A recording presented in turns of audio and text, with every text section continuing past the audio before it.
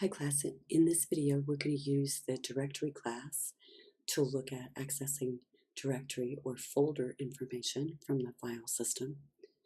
The directory class, just like the file class, has public static methods, which again static means there's only going to be one instance in memory of that module, and it also means that we don't have to create an instance of that class to use the methods within that class. So we can just call the class name.method name directly.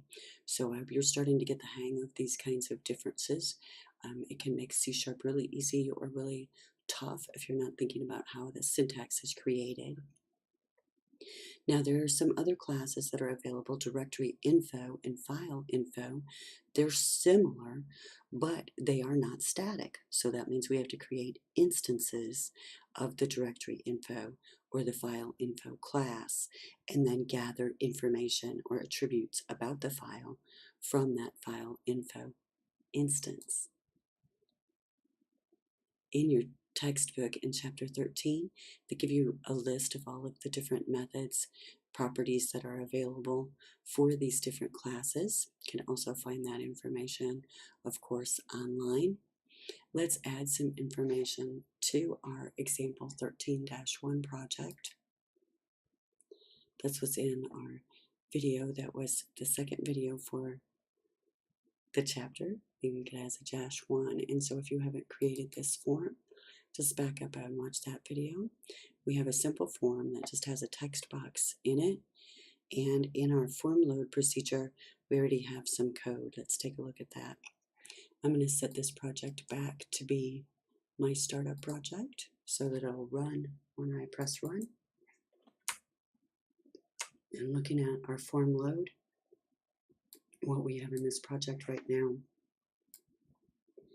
is we set up a string variable to hold a file name that is an image file. We check to see if that file exists, and of course we're checking within our project folder in the bin debug folder. And if that file exists, we're going to output information about it. If not, we're going to output this message that it's not found. So let's get some information then after that about our current directory. Now, a directory is just another name for a folder. So we're talking about folders here. We're going to use, in this case, the Directory Info class, which is going to require us to make an instance. So we're going to create an instance called dir, and we want Directory Info to give us information about the directory or folder named dot, and that means the current folder. We're going to add some information to our output text box info dot text. Has already got some data in it, so we're going to add to it. And what I want to add, I'm going to use the string.format command, and I want to go to a new line, and I'm going to type out current directory.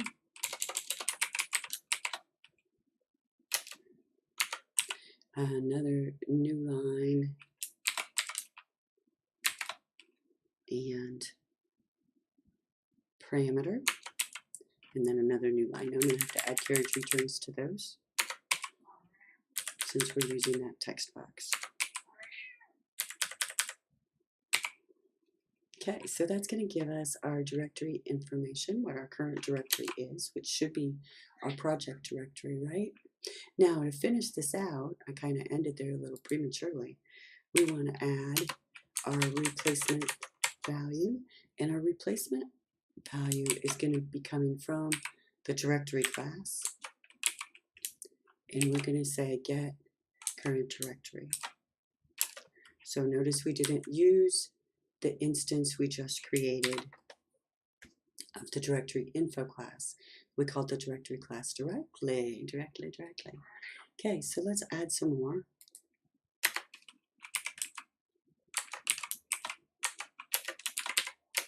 What I'd like to add, again, I'd like to format And I'm going to start out with my carriage return new line, and then I'm going to say the file name. Now in our output, we're going to pad it to the right for 52 units.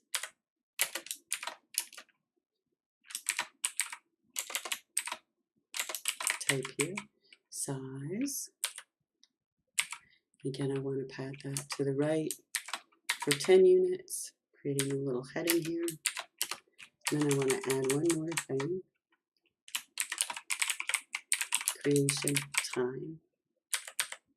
Okay, so that'll output a heading for me.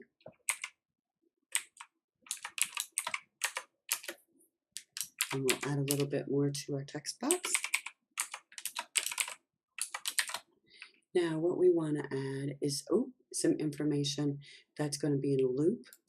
So let's put that in there first. I'll scoot over so you can see where I am here. We're going to use a for each loop, and we're going to be getting file info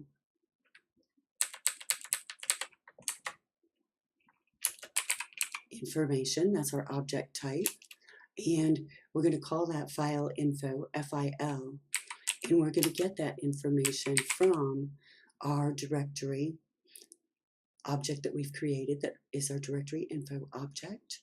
And we want to use the get files method. Now, when we do a get files, it's just like doing a dir command on the command line, and we want to get a list of all of the files that are in this directory or this folder. So we're going to use star.star to create that list. So this is going to return to us all of the files that are in the current directory. I'm going to get rid of that mess of that closing one, and then I should be able to fix this here. Now with our for each, we're going to output information about each of those files. So what I want to do is output some information to our text box. Let's build that. We want a string variable called name, and we're going to set it to the name of the file. We want a long variable called size, and we're going to set that to the file's length.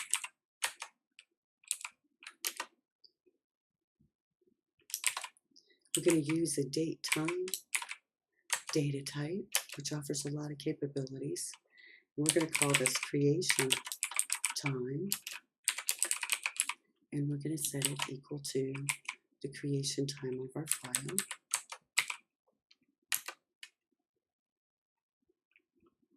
Finally then, we're ready to output this information.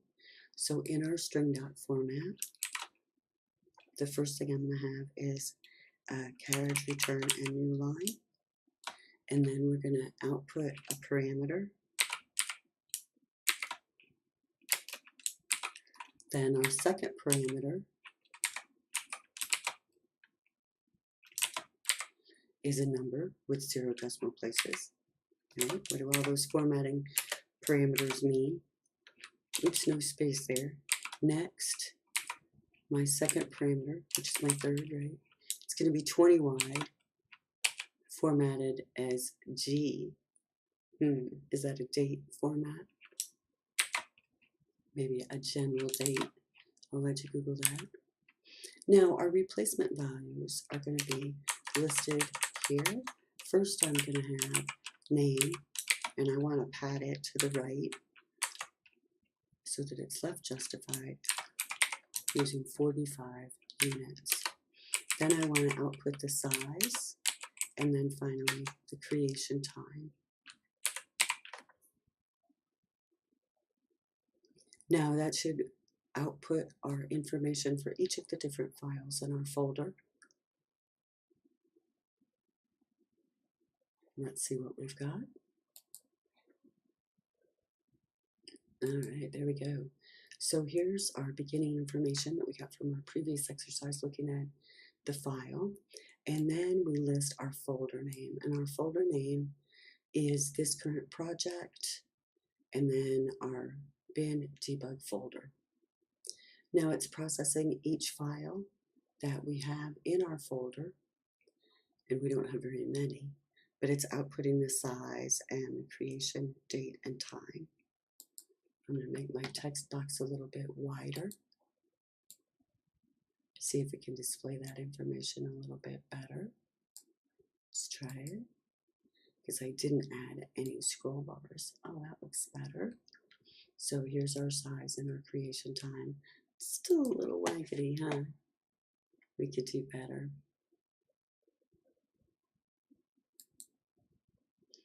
Now that really summarizes our information that we're going to look at with the file and directory classes.